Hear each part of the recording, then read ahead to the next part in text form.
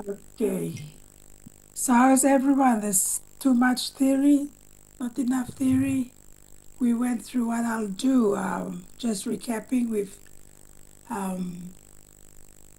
spent quite a bit of time on a lot of stuff. We haven't uh, covered a lot of them, some of them. So I'll go through some of the theories again that we hadn't touched, the faith-based and moral principles around that.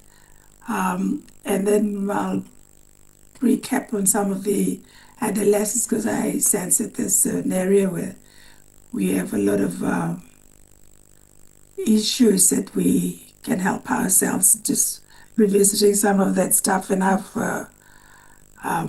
also add looking at just developmental issues, which is a big topic. Which so I'll put in the group within the 20s and 30s, 20 and 30-year-olds. Look at some of the development issues and counseling issues and what people go through in that age bracket also. Um, so I was looking at through some of the stuff, and adolescence seemed to be something that really speaks volume to us in terms of a lot of a lot of us don't know how to handle a lot of youth problems, a lot of what's happening in our communities stems out from a lot of restless youth. The church is doing its best. Yeah, but we can get a few tools to help us. And I think I'll keep emphasizing the importance of just being there for the moment, be a good listener, Harim story. I think that's the main thing, not to be rushed, not to interrupt. And especially with the youth, it's a difficult case, different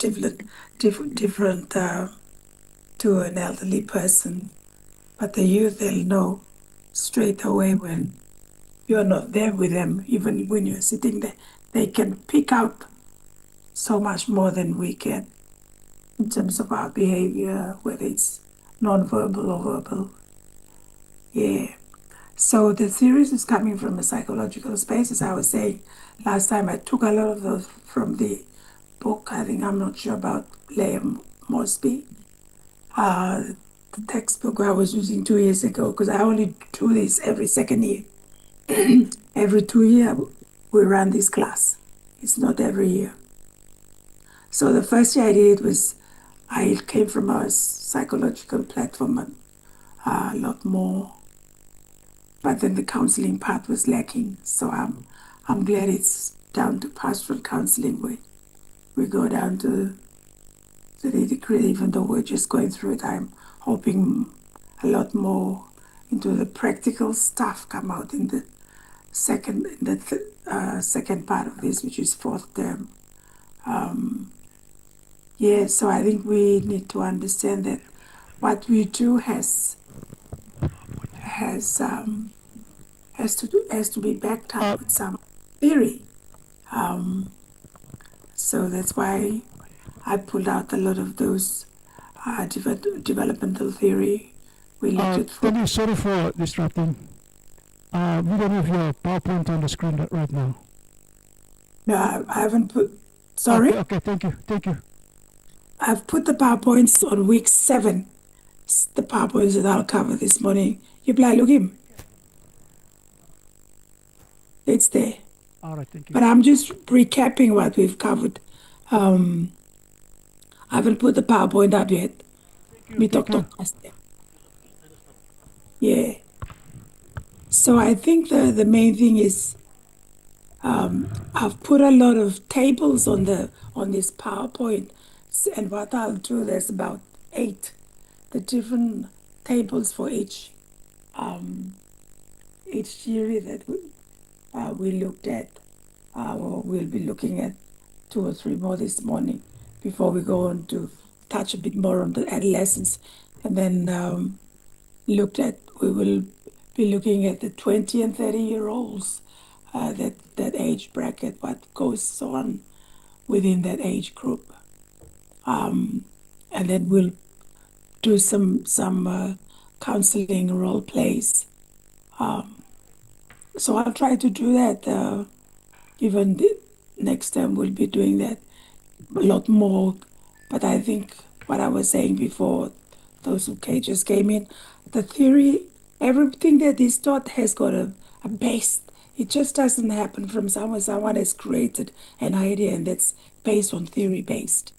And every counseling approaches, practices comes from that psychological space in terms of theory. And that's what we were looking at for the last week, looking at Erickson's, Freud's, and this morning I'll touch a bit more on Erickson's and look at the development theory on moral issues and Faith Fowler's. Those we'll cover this morning also. Okay, so I'll just click on that.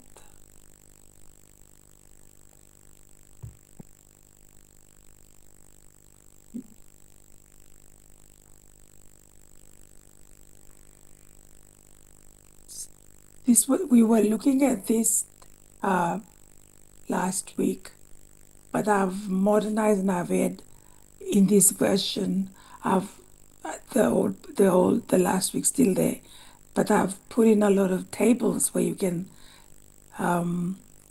see tables, and I'll pull them out and just make it PowerPoint so you can access it straight away when you want to check out stuff. So what I'll do, I'll go through. We covered this, so I put tables like this so you can go straight through. And these are all the theory, all the guru that we looked at. We've looked only at Sigmund and Erickson, but this morning I'll try and cover Piaget and Kohlberg, which is look at moral development, and James Fowler looks at the stage of faith development from a Christian perspective also. So this sums up everything that's covered. You can look at this focuses more on adolescent stages here, and then the key contribution that they've made towards that age group. So that's PowerPoint number 12, I think. So I've put that it's a good way of summarizing what these guys have done in one page. So that's Freud. We look at Freud.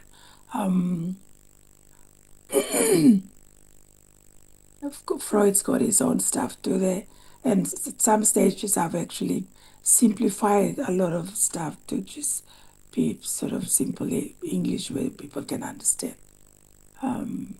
So this is Freud's, but the main person we're looking at is Erickson. We looked at because the adolescent age group. He's big on that. He's, as I was saying last week, his theory has helped a lot of schools around the world, schools here, schools in PNG, as I was saying, as part of the grade 9 personal development. Who am I? They actually use Erickson's model in the grade 9 curriculum. So I'll just go to the end of this. We covered this last week and they're all there, but I just add 3 PowerPoint at the end. So this is the new slide. It's on cluster. And what I like about Erickson's too, he had virtues, positive outcomes. So I've taken the old one out, but it's still in the last PowerPoint, and put hope, the infancy stage, where kids are learning to trust or mistrust if they know they're not their mom and dad. They're all beginning, all no long. They've got that connection to people. So there's a sense of trust or mistrust. So if there's trust, someone is a carer for that person or mother, father. That sets a good foundation to all beginning. So hope, believe that needs will be met. That person, that world, that beginning is safe. And 1, 2, 3, the sense of autonomy. independence versus shame and doubt. No, because I'm confident I'm okay. And initiative versus guilt. There's a purpose there. So you can see from the early age the abilities to set our goals, even as young as that. And even my going on 4 little boo boo, I had to look after him on Thursday, Wednesday after the class. With the class I had, I took him on the bus and we went. But just looking at his behavior and his own imaginary, if you have this kind of theories to in your head or understanding, you will actually see a lot of what Erickson said. And I was actually confirming this in Alex, my little grandson. Some of the things he was saying, his own imagination, his sense of wanting to achieve something. Oh, but I can do this. There's a sense of too young, but full of himself. That's his world. There's a purpose in what he was doing. Industry versus inferiority. We touched on that. There's or competence. That's confidence in what 6-year-olds and 12-year-olds. And that's coming from the home. If we set those foundations, they'll go with that. The home is the platform like a trampoline, you jump off from that into the bigger world. Bigger world is your school, primary school, high school. But those early building blocks starts at the home. And then this is the main area a lot of our concerns are around is the 12 to 18, the adolescents, where they are forming relationship, where their identity clashes with a lot of, whether it's faith, whether it's education, whether it's culture, plenty something come up. And there's trying to stay true to self. That he calls it fidelity. And then the next one, love, forming deep and lasting relationship from the 18 to 40s. Intimacy versus isolation, and we'll cover some of that when we look at the 20s and 30s. Those are in their 20 and 30 years old. And that's all on class also. The middle adulthood, so you look at the whole platform of different eras of development. So those of us, we are sitting on those. Some of you are probably 40 plus, 65 plus. There's that sense of caring coming, concern for others and the next generation, looking at our boo-boos, our daughters, our sons. And wisdom when you come to that age. Gray hair comes wisdom, I guess. Acceptance of life and sense of fulfillment. So I like Erickson's for that.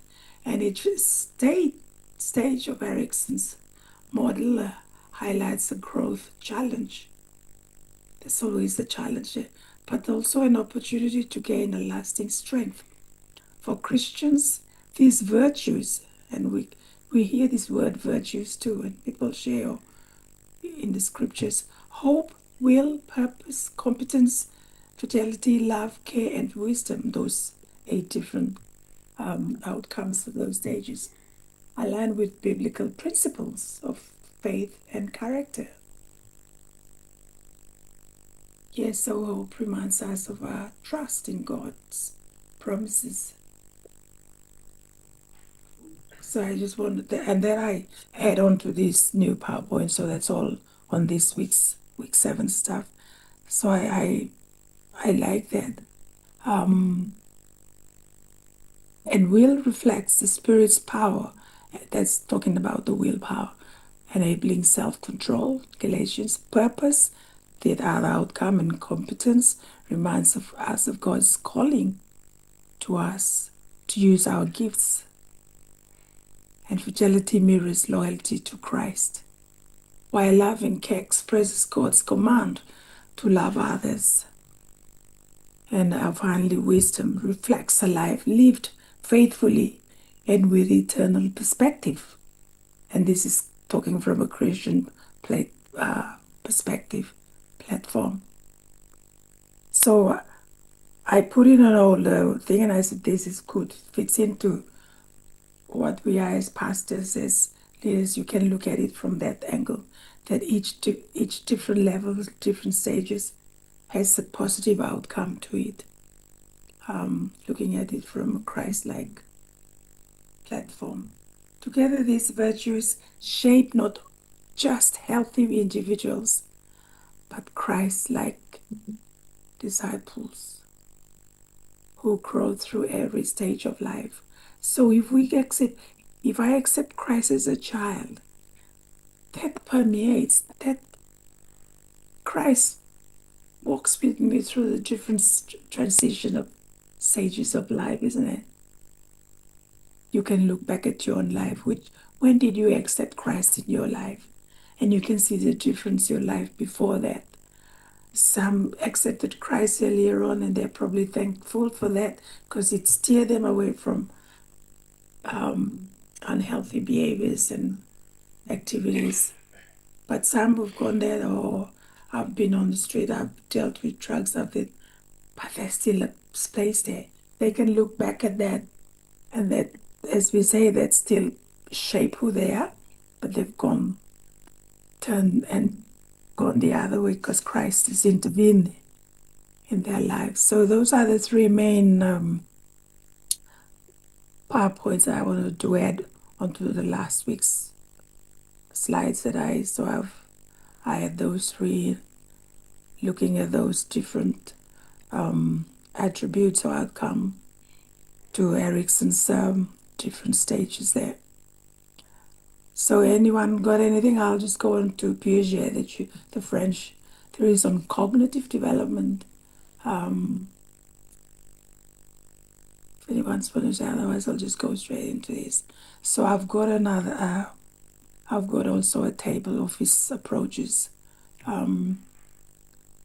So this guy is considered a founder of developmental psychology, and his insights into the stages of learning that shaped modern educational methods. So Piaget and Skinner are he's influential too in learning in education. And he emphasized that children are active learners. And this is something we forget. Those children, the kids that we see as young as 3, 4, 5, 6, they're like sponges. And you see them restless because they are wanting to do activities. Some of us, we just shush them away, couldn't do something, but no. Sometimes we have to stop and do that kind of play. Sometimes, oh, you go play with them all beginning. No, sometimes those lowering ourselves to play with kids or read them a book, or even my kids, my boo-boos Papu, tell me, can you tell me a story about your village? That doesn't need any book.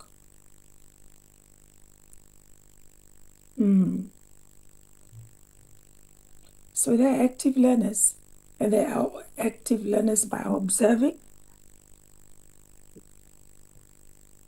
and they model us from those two. That's why it's very important and critical in those ages that we project a lot of that positive behaviors and role modelings to our kids when they're young as even babies, toddlers up. That love and that care shouldn't have a breaking off point. It's a continuum which just goes on infinitely. It should be part of who we are, and we just change gear when they get old and they get to communicate with us, and it's a different take up. But the basis of it is all beginning you may God, give him all you will look out him all. So they are constructing knowledge rather than passively receiving.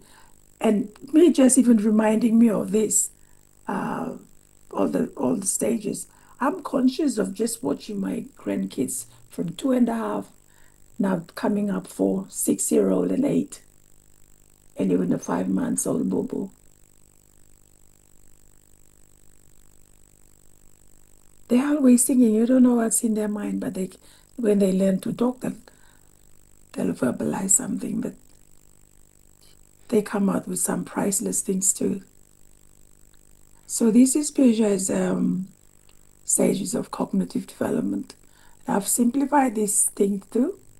Well, the stages, the I'm not sure some of you, I think they're making the early childhood, become a diploma, I think. Because when we were there last year, a lot of people, even students, did it. I think it's going to be part of um, one of the incentive, I guess. But it'll be a good cause too, because if I open him thinking and this actually learning some of these earlier developmental stages for beginning, because we don't think about it, but it's good when the opportunity arises to get some training when you can, or those who do it share with others, so you can see what happens here.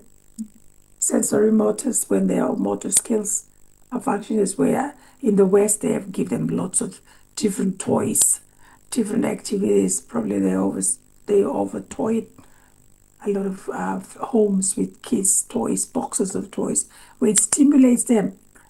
I said, Mibla go Lunambis, collecting shells, Mibla got their own stories, Mibla counting more seeds, we had our own way. But between that age, babies learn through touching, seeing, moving, tasting, and hearing. And they learn by using their senses and body. And the second stage, pre-operational stage, where the children use words when they're 2 to 7 and imagination. And that's where my grandson is so big. You'll tell someone a story and he creates his own imaginary story. And he tells stories back to front and he's talking like he's been there. That's his world. And you say, well, all beginning about a story. Hey, talking now you looking blow you. Hey, by you just throw in all your questions and you give them clues, no story yet. But they're still thinking of themselves. It's about me. I play pretend, talk a lot, but I think only about my view. Oh yeah. If you don't go their way, by goes them. And that's what the 4-year-old does. Pop, why didn't you want it like that? And then have a sulky face.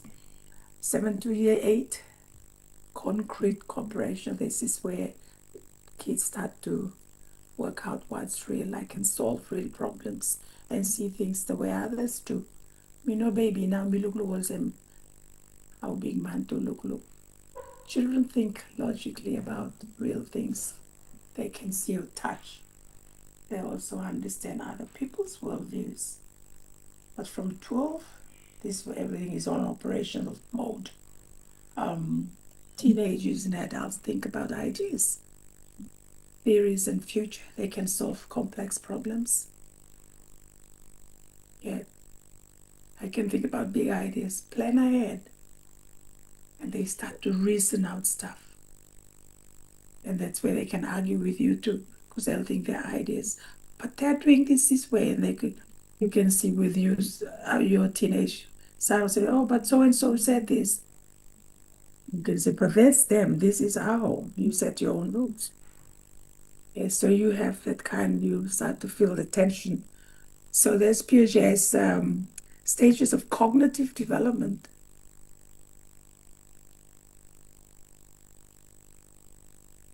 So his contributions is best known for his theory of cognitive development. A lot of his stuff comes into cognitive behavioral therapy, outlining 4 stages intellectual growth. So the sense we've just gone through that. Language, imaginative, imagination, yet lots of imaginary. Like my grandson said, "Oh, but Papa, why I went fishing and I caught a huge shark?" "Oh, and what did you do with that shark?" "Well, I caught it. I brought it back home." I said, "No." Said to the mother, "Did you cook shark for dinner?" "No." Yeah. So We don't have to say, yeah, we did have shark for dinner. So you just make him stories with lopikini past them. So the preoperation of that's egocentric. You probably heard that word. Anyone has said that it equals unable to see things from another person's viewpoint. It's a self-centered stage. 2 to 7. Everything is mine. That toy is mine, even though it's not mine.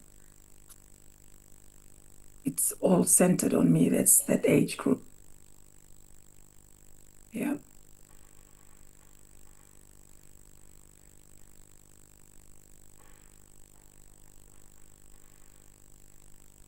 Adolescence. Yeah, we've read through that. Children can't think logically about things they can see or touch. They keep the same amount, reversing actions and cause and effect, but they still find abstract thinking. When you talk about concrete and abstract, concrete is the one you can see now, and abstract you can't see in. So you look at the different stages, 11 years and upwards. That's the adolescent stuff. They can think about ideas, imagine, they start to dream, see problems and things from different points of view. And you go and you observe this with your own kids, because we don't think about it, but you just get a little bit of clue of some things and oh, this is that age group. If your kids is led, if they're in their teens, you start to observe and take more keen interest to understand what's happening, because it's really a lot of things happen in their little brains, and especially if we are really rooted in the church and activities, and they want to do stuff with other kids that don't. There's always the real torn. They're torn between 2 worlds or 3 worlds, and you have to be there to pick up the pieces. You've got to be there to hold their hands or explain to them. So we introduced key concepts such as schemas and assimilation, accommodation, some big words, but we'll unpack that. But that was this word equilibration, like equilibrium, explaining how children adapt to and learn from the environment. Assimilation, that's when I was looking at that, the assimilation policy here, when the First Nations were colonized, the whites assimilated them to their ways. You have to assimilate to my ways. You get people, you must walk in Lumibla. But then no, you get, it's like almost like you have to shift, but with resistance. But with education, we assimilate to the learning process. We don't squirm. And his work has profoundly influenced education, development, psychology, and the early stages of working within that profession. You look at theories like his and Skinner, because without those people, there's no foundation. How will they lay that? The thinking and the what we are using in PNG. Because when I saw that last year, I said, "Oh, they're using Skinner stuff." And imagine thousands of kids are doing that throughout the nation on a Year 9 curriculum. And I hope that the teachers, because the teachers have to be trained, they have in service training to teach kids this. So that was good when I saw that. And they tried to put in some cultural stuff too. So the schemas are mental frameworks or building blocks. That's what it means. We use to organize knowledge and understand the world. And I know first time I heard this word when I was talking with my supervisors, and I heard it before, but he put it in the sense that's your building block. And he used my first supervisor. One of the words he used a lot was schema. He used this. It's a mental framework.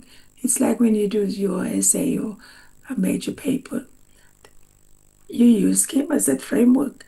That you have to start from a building block. And theories are building blocks.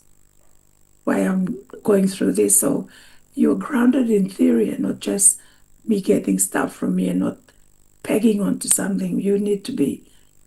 I work from theory base. You work from theory based knowledge in terms of scriptures. And in terms of theology, you have your own way, because I'm not coming from that space, but everything is bounded by that. And it should, I presented last week, everything has to have a theory platform. I can't just peg things in the air without any foundation to it. These are foundational building blocks we use to organize and understand knowledge, organize knowledge and understand the world. So a toddler, this is one of the schema. As an example, a toddler has a dog. That's the schema. Furry, 4 legs, barks are just a simple example. But every new thing that you see with 4 legs and dog, pussycat to him dog. Because him got 4 legs, it's hairy.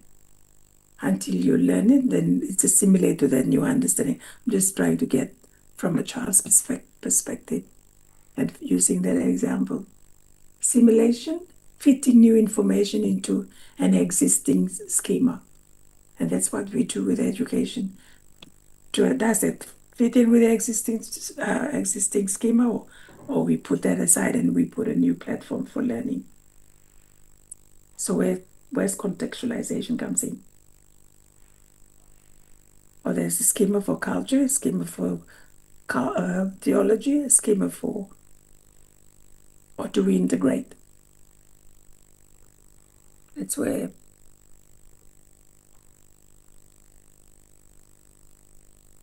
fitting new information into an existing schema without changing it. So a child sees a new breed of dog. The schema is there, calls it a dog because it fits the dog schema. 2 4 legs, hairy. So what can you look at and say, is it a form of contextualization? I see the scripture, it fits in my story. Like beginning I talk, when they go back, all uncle now will walk him, all was him like blow, because to welcome him them back. But that's scripturally bounded. That's actually it's a scripture based too, isn't it? So that's where scripture becomes enriched when we do that. It becomes ours because we've taken the scripture and meshed it into the existing schema that's there. So when you tell me, like, walking, when I go back, they'll welcome us because we haven't been home for so many years. All welcome me, blah, all was him like blah, me, blah. And that's servanthood. Jesus did that. So when you talk about contextualization, there's so much in our system that we can do that. The scripture into that. So I'm just using this too as another way of understanding. So the example is the child, oh, that's another dog, until he's told, no, that's a cat. So we've changed the language, oh, that's a cat. But first instinct, it's a dog. So assimilation. So when I see that assimilation policy, because I worked in that area with Indigenous folks and learn,